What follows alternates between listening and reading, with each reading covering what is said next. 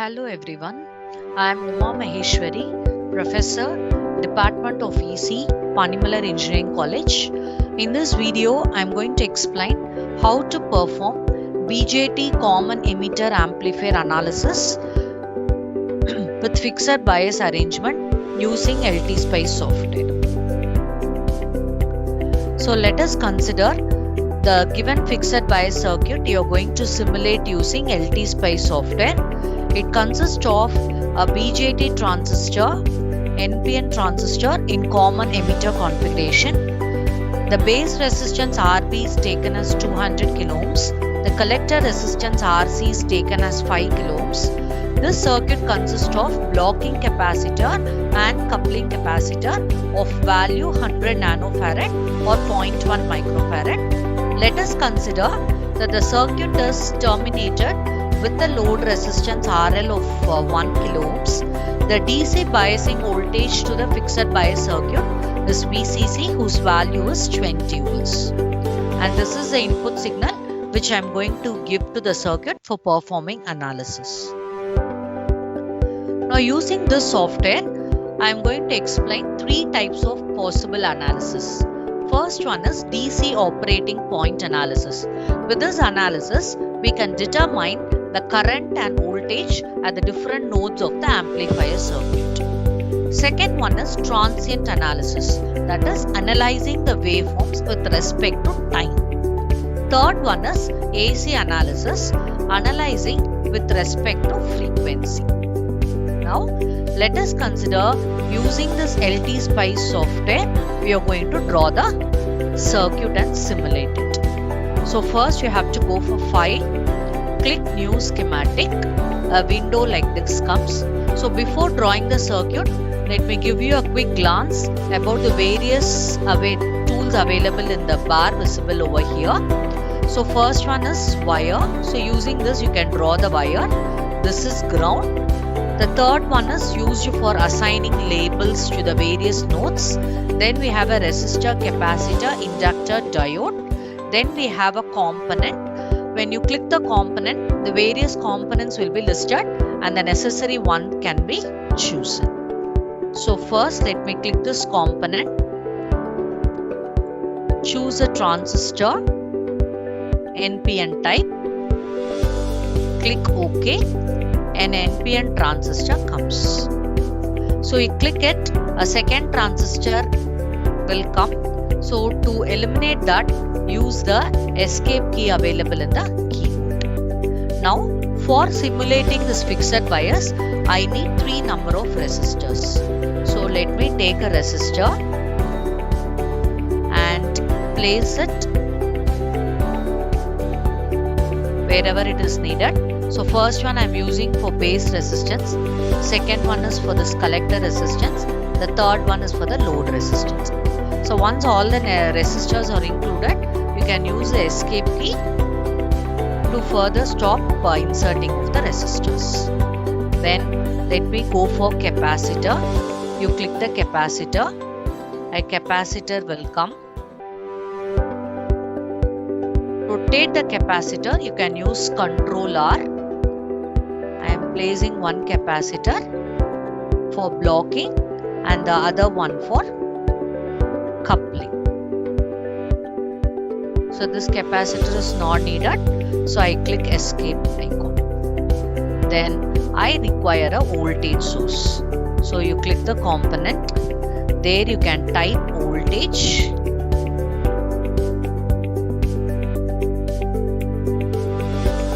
I select the voltage. I require 2 number of voltages. So first for my convenience, let me rotate this. So this is the first voltage which I am going to use, and the second one I am rotating and placing this. Then by mistake the voltage source has got deleted. So once again I go for the component, select the voltage source and place it here. You can use the escape key to avoid the next one. So all the required components have been chosen and placed in the schematic circuit. Now let me give the names for that. So this resistance is going to be called as base resistance RB. So click this R1. Immediately a window comes. So it is asking the new reference designator for R1. I want the name to be base resistance RB. So I type RB. So the name of the resistance becomes RB.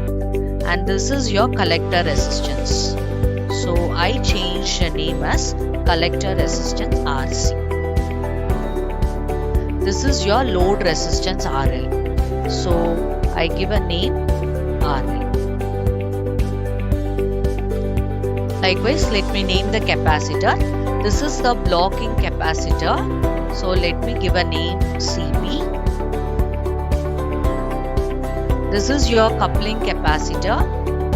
So let me give a name CC. So all the capacitors are labeled like this. Then I have to allot the values. Now if you see,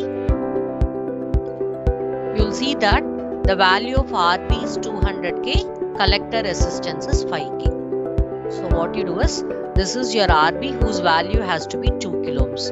So click the R, you will get a window. It will ask for the new value of RB. There you enter it as 200 kilo ohms. So the base resistor gets allotted with a value called 200 kilo ohms. Now you take the resistor. The collector resistance value has to be 1 kilo ohms. So I put it as 1 kilo ohms like this. Now sometimes what happens, these images will get merged and it will become a little bit clumsy. So when I want to segregate them, what you have to do is click that. You have a hand symbol which is available here.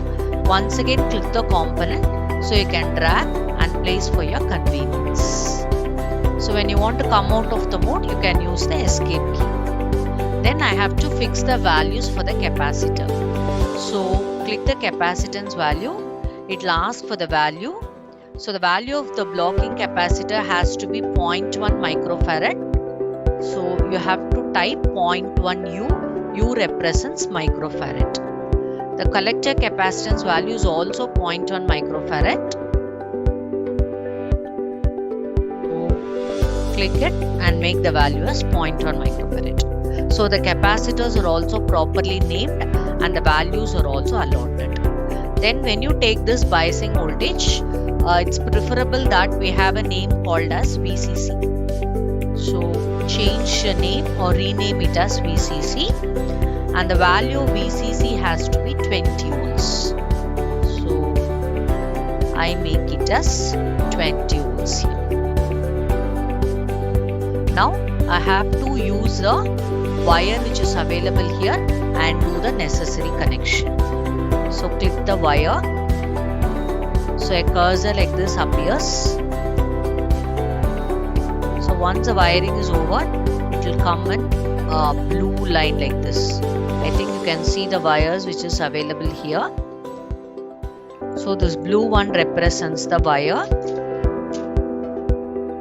So you connect it to the base of the capacitor.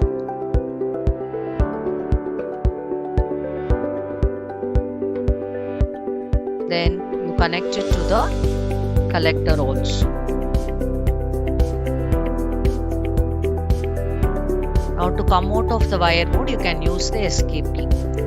Now here you see some additional wires have come. Okay, so let us consider how to remove this additional component. So whichever component or wire you have to delete, first click it. Then use the delete key in the keyboard. A scissor like thing will come. So if you use the enter key, the unwanted wire or component will get deleted. Likewise here if you see one additional wire is there. So use the scissor symbol, click enter. Here what happened is the additional wire got merged with the capacitor. So the capacitor itself got deleted. Okay, so we don't have redo or undo option in the software. So once again you have to place the component and do the necessary things. So use the escape key. So once again click the capacitor. You will get a capacitor. So using Ctrl R I am rotating it. I am placing this So this additional capacitor is not needed, so I am deleting it. Now I am going to rename this capacitor as blocking capacitor CP. And the value of this capacitor should be 0.1 microfarad. So I am calling this as 0.1 microfarad. Now let me continue with the wiring. Now the base connection is over. Now once again click the wire and connect all these things.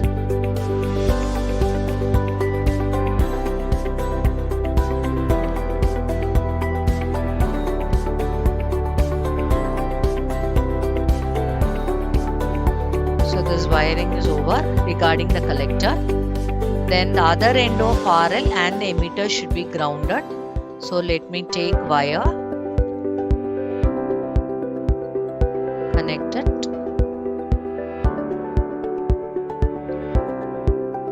Then here I have to put a ground. So take a wire, draw. This is your ground. So let me take and place it here. Sometimes when you operate, what will happen, the entire diagram will go beyond your visibility. So you can use your mouse to zoom in, zoom out, scroll and everything. And when a plus symbol appears, you can conveniently drag and place the diagram in the required portion of your circuit. So this emitter connection is over, base connection is also over. Now let me do the collector connection. So take a wire,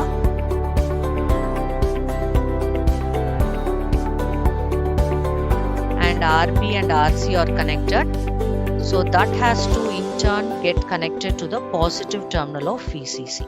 So that part is also over now. Now when you take negative end of VCC, it has to be grounded. So I can use the ground which is available here, or I can use a separate ground. So let me take a ground and place here. So this additional ground is not required.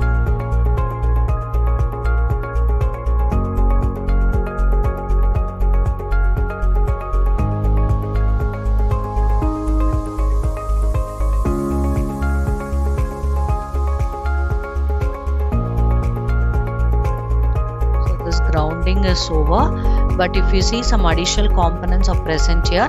So as I told you, you try to get it, a scissor will come. So put it as enter. Now take the wire and see to that it is properly connected to the ground terminal.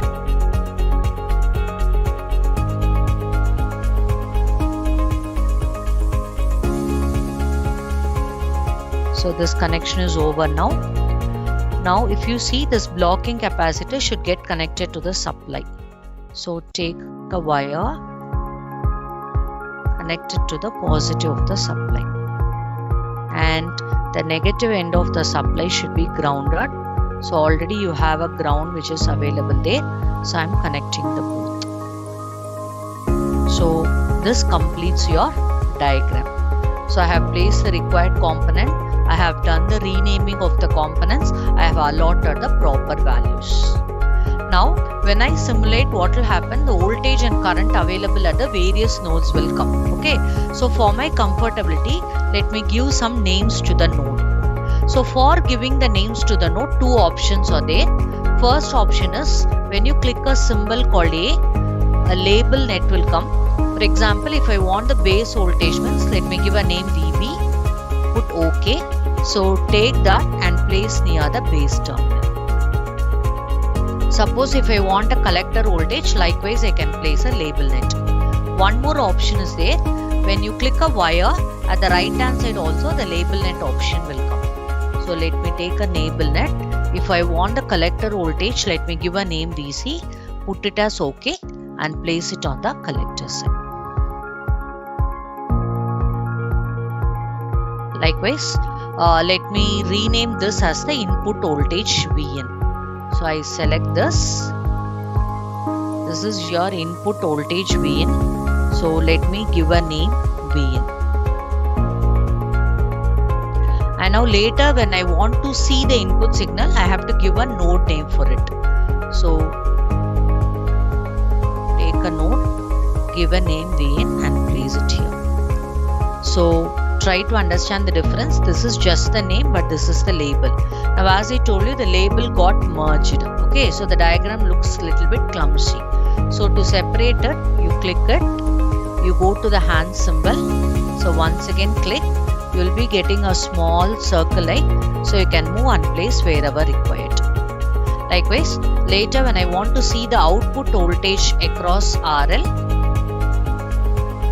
so I need a node. So let me select a node. Let me call the node as V0. Put it as OK. A node will come that you place here. And now the load resistor RL is 1K, but I think the value is not allotted to it. So you have to enter the load resistance value. It is 1K. So with this, the drawing the circuit is over. Now we are going to do the first type analysis called as DC operating analysis. So what you do, you go to simulate. You will have an edit simulation command. There the last option is DC operating point. So this dot OP will come. You put it as OK. And this dot OP will come. You can place it anyway. So it means that we are going to perform DC operating point analysis. So now to run, you will have a icon like a person running. So you click it. You will be getting a window which shows the current and voltages available at a different node. So you remember I gave you two nodes called as VB and VC, right? So the voltage available at the VC node has come. The voltage available at the VB node has come. It means the collector voltage is 10.41 volts. Base voltage is 0.83 volts. Now if you see the diagram, the emitter is grounded. So your base voltage will be nothing but the VB drop of the transistor. So how much am I getting here? I am getting it as 0.832 volts. So the value being 0.8 indicates that it is going to be a silicon transistor. Likewise, IC of Q1 represents the collector current of the transistor. IB of Q1 represents the base current of the transistor. IE of Q1 represents the emitter current of the transistor. Now all the current values are displayed in amps. So when you see the collector current, it is 0.0095 amps, which is nothing but 9.55 milliamps. Likewise, base current value is 9.58 into 10 power minus 5. It indicates that it is going to be 95.8 microamps. Likewise, your emitter current. Then I of CB represents a current through the blocking capacitor. I of CC represents a current through the coupling capacitor. Likewise, the various nodes in the diagram, what are their voltages and currents are getting displayed now. So this is about the first type of analysis called as operating point analysis. The second type of analysis which we are going to do is called as transient analysis. Transient analysis means the analysis is done with respect to time. So first what I have to do is I have to go for the input. You click it. So you will have a tab called as advanced. You click that. Now I am going to make this as a function generator to give the AC input signal. So you click the sine waveform. Now it will ask for various settings. First one is DC offset voltage. So whenever I give a AC sine input signal, I have to make the DC offset voltage as 0. Next, I have to give the amplitude of the input signal. So let us consider I am going to give it as 50 millivolts. That means the sine signal will be having 50 millivolts on the positive side, minus 50 millivolts on the negative side. So the total amplitude of the input signal becomes 100 millivolts. Then you have a frequency tab. So as I told you already, your frequency of the input signal is going to be 1 kilohertz. So that frequency is also set now. Then you make it as OK. That means This function generator is designed now. It is going to give a sine input signal with a DC offset voltage as 0. So 50 millivolts on the positive and negative. So totally it's going to become 100 millivolts. The frequency is going to be 1 kilohertz. Now to do the transient analysis, go to simulate, go for edit simulation command. Now we are going to do transient analysis. So click the transient analysis. So as I told you already, transient analysis is analyzing with respect to time. So I have to set a stop time. That means at the value of stop time, your simulation is going to end. So if I put it as 5 milliseconds, it means your simulation is going to end at 5 milliseconds. From 0, your simulation will continue up to 5 milliseconds. Then you put it as OK. So immediately a tab like this will come. So this tells you that I am going to do the transient analysis up to 5 milliseconds. So let me continue with transient analysis. I have given the name for the input node as Vn now, and the output node name is V0. So let me run. So you will be getting a pan like this. So I have given the stop time as 5 milliseconds. So if you see the x-axis, the time will be displayed up to 5 milliseconds. Now we have a provision for adding the required traces. So you select. So all the nodes which is there in your diagram will get displayed. Now first let us consider I want to see my input waveform. So select the trace V of Vn, put it as OK. So this is the input waveform. So in the FG setting, I made it as 50 millivolts. So positive side the waveform goes to 50 millivolts, the negative side it goes to minus 50 millivolts. Then I made the frequency as 1 kilohertz. So the time period of the waveform is 1 millisecond. And I have made the stop time as 5 milliseconds. So the sine waveform will be generated up to 5 milliseconds. So this is the input waveform which I have given to the circuit. Now let us consider I want to see the output waveform. So click the plot, right click, you will be getting an option called add plot pane. One more window comes. Now let us consider I want to see the output waveform. So you select this V of V0, put OK. So the output waveform also comes like this. Now if you see the output waveform, it is changing around minus 1.3 volts to plus 1.2 volts like that. So that means almost your waveform is around 2.3 volts. So the input signal to the waveform is only 100 millivolts, but the output waveform amplitude is come in volts. It means the circuit is doing the necessary amplification. So this is about transient analysis. Now let us see how to perform the AC or the frequency analysis. So I go back to the waveform, select the function generator. Now remove this sign and make it as none. So we are going to do small signal AC analysis now. So I want the input signal amplitude to be 50 millivolts. So I am making it as 50 millivolts. Click OK. Go to simulate. Go for edit simulation command. Now I am going to perform AC analysis. So when I want to perform AC analysis, I have to complete so many options. First one, it asks about the type of sweep. Generally, I prefer decade sweep. That means your frequencies will be in multiples of 10. Next, I have to feed the number of points per decade. That means after what every frequency your simulation will run. That count I have to insist. So let me give that count as 10. Next one is the start frequency. For example, let me consider I am giving 600 Hz. That means your frequency analysis start from 600 Hz. Then I have to give the stop frequency. Now let me consider the stop frequency is 800 megahertz. So I feed it. Then you go for OK. So you'll be getting a tab like this. It shows that I am going to do AC analysis, decade type of sweep, 10 number of points in each and every decade. Your your start frequency is 600 and your end frequency is going to be 800 megahertz. And one more important point, I selected a transistor of the type NPN. If you click the transistor,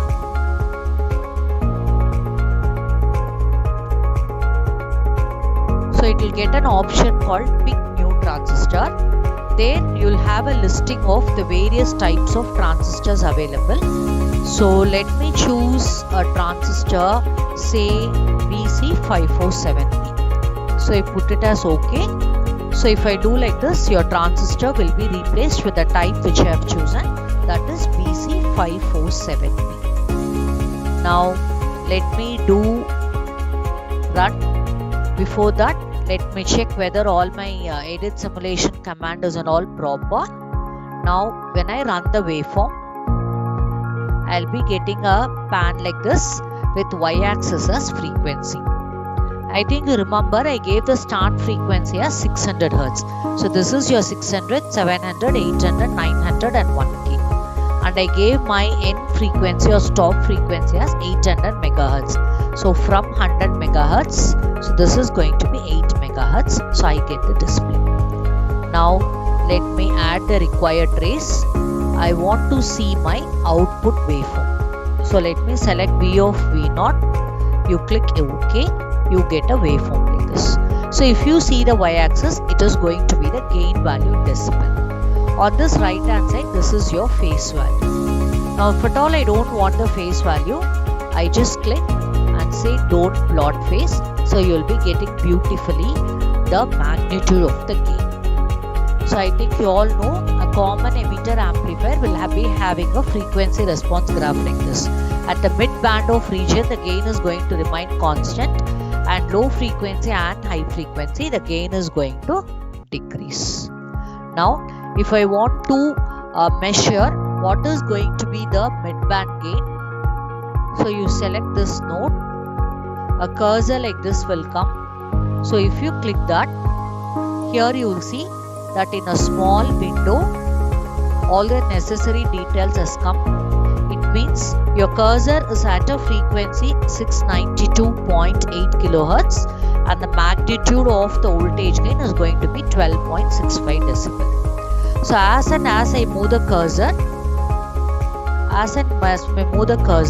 I can find the gain value at the different frequencies. Now using this, let me discuss how to find the bandwidth. Your bandwidth is given as upper cutoff frequency minus the lower cutoff frequency. For that, you know that you have to draw a line 3 decibel lesser than your mid band. So if you see, your mid band is 12.6. So minus 3 decibel means it's going to be 9.6 decibel.